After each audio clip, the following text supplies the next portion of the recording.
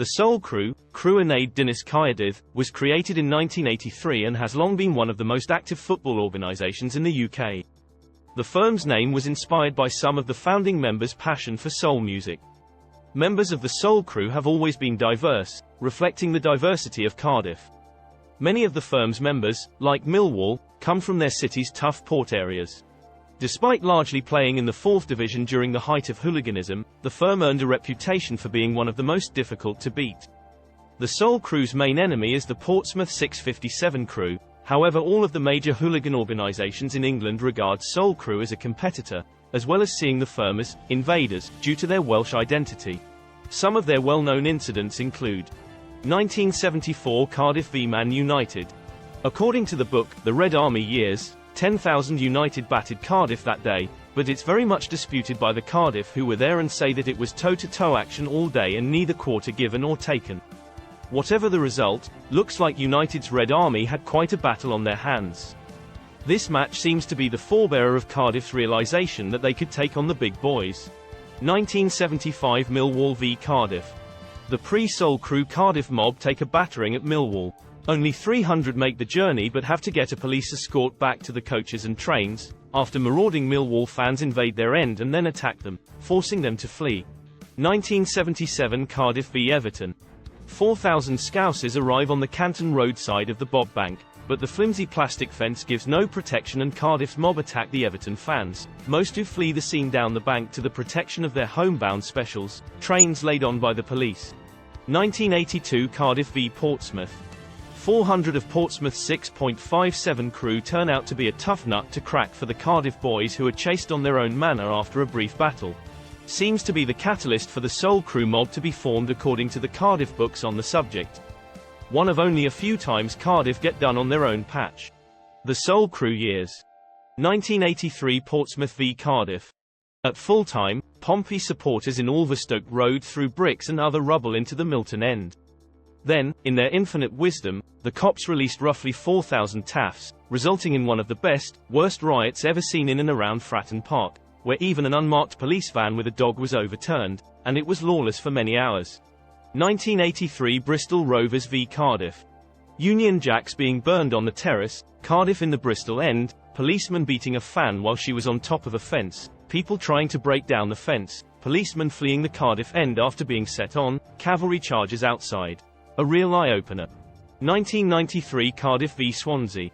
2,000 Swansea Jacks arrived to take on the Soul Crew. Severe fighting on the terraces, the pitch and outside the stadium. Both sides claim a victory. 1994 Cardiff v Middlesbrough. 2,000 Borough frontline arrived for this FA Cup third-round tie in January 1994. The match was an exciting 2-2 draw, but more scrutiny was on the day's events of trouble before, during and after the match. 1999 Cardiff v Millwall. 1,000 Millwall bushwhackers arrive in Cardiff. The city centre was cordoned off after fighting between the two sets of firms. Millwall fans at the match smashed open a gate to confront the Soul Crew but were beaten back into the stand, by sheer weight of numbers. Once back inside the stand, Millwall were given a torrid time with many fans trying to climb over the fence to safety, with thousands of Cardiff fans trying to attack them.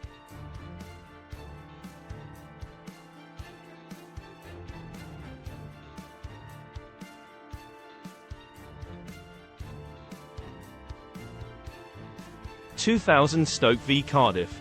Operation Javelin was organised by the police after major trouble both inside and outside the ground, even though there were over 1,000 police on duty. About 30 fans were arrested. My sources from Wales say that Cardiff had the upper hand this day. 2002 Cardiff v Leeds.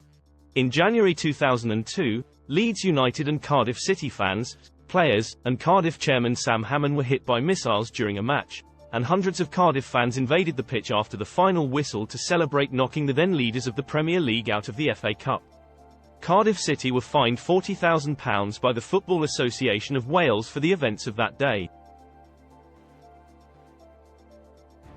Hammond was criticised by the head of the English police spotting teams for encouraging the hooligans by saying before the game, "It's better for us to play them at Ninian because the intimidatory factor will be so big."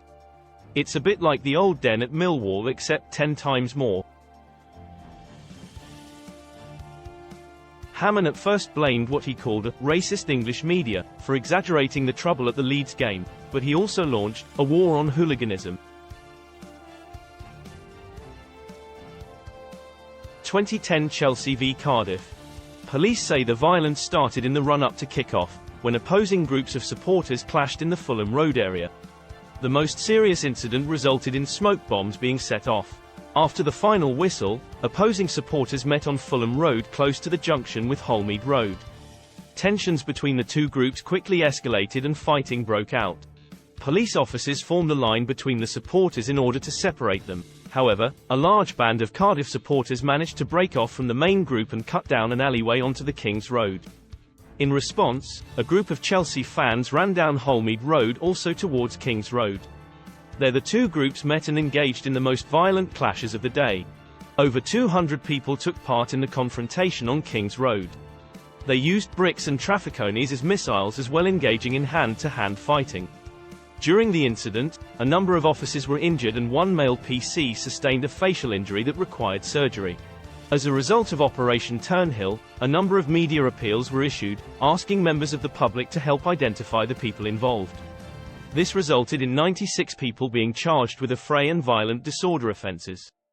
Currently 63 of those defendants have pleaded guilty or been found guilty following trial. Since 2010 the Soul Crew have remained active, but a bit more discreet. The football hooligan has gone underground. Keep a lookout for more info in the future by subscribing and helping our channel grow.